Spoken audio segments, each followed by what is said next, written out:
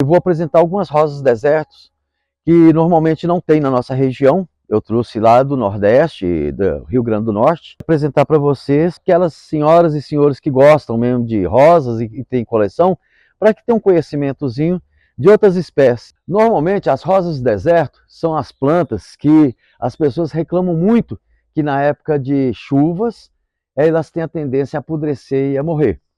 Tem que se preocupar que rosas do deserto, elas não são lenhosas, elas não têm lenha, elas são fibrosas. E o que acontece? Qualquer excesso de umidade que ela venha a ter no passar dos dias, ela pode sim vir apodrecer, necrosar algumas partes e até mesmo morrer. Então, a primeira coisa que se deve fazer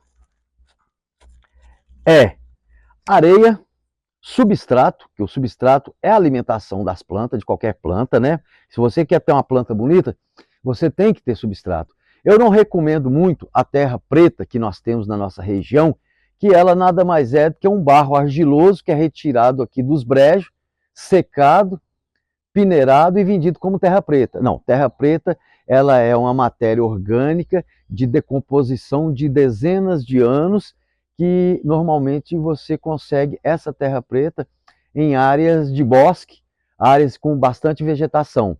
Mas voltando aqui na rosa deserto, areia, brita, as pequenas britas ou cascalhinho fino e o substrato, correto? E lembrando que o dreno, que nós já falamos, é essencial para que o excesso de água vá embora todo dia. As pessoas perguntam, rosas do deserto, tem que molhar? Todo dia eu molho as minhas. Mas como o dreno funciona, eu molho na parte da manhã, o excesso de água já desce, vai embora, sai pelo dreno, e a rosa deserta tem um dia inteirinho no sol para desidratar o excesso de água, correto? Então vamos agora falar um pouquinho mais das rosas deserto, que é que as pessoas têm costume das rosas deserto nesse estilo aqui, estilo anaconda, que é um estilo que a planta cresce e sai alguns brotinhos. Nós podemos ver aqui, ó, e eu trouxe agora do Nordeste, lá de Fortaleza, essa espécie, que essa espécie aqui, ela chama Arabicus. Ela não cresce igual as anacondas, outras espécies, mas ela vai engrossar, ficar mais ou menos da proporção de uma bola de futebol. E ela vai sair dezenas, até centenas de minúsculos galhos, que na hora que for fazer a polinização e for ter a florada, ela vai ter centenas de flores num único vaso. Essas rosas aqui, apesar de não ser arábicas, elas são enxertadas, essas aqui também veio do Nordeste, pode ver pelo estilo da formação da flor, a coloração. Olha essa aqui, apesar que a floração já tem dias, então ela está perdendo um pouco a tonalidade. Temos aqui atrás uma outra.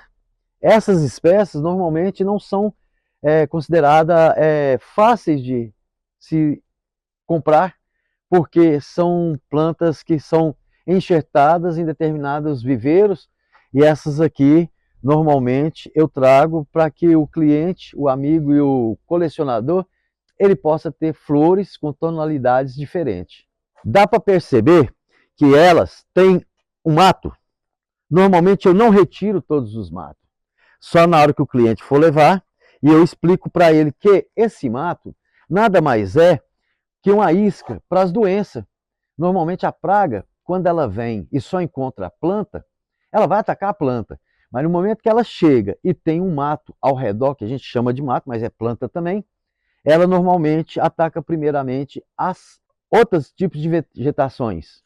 Essas aqui são mudas produzidas por semente. Qualquer pessoa em casa tiver uma rosa deserto, que essa rosa deserto germinou, conseguiu produzir uma base de semente, pode plantar semente que com 4, 5 dias vocês terão mudas. Essas aqui já tem 6 meses, foi produzida aqui por nós, para que possamos ver na polinização entre todas elas, se porventura aqui pode sair uma planta mestiça, misturada de várias cores.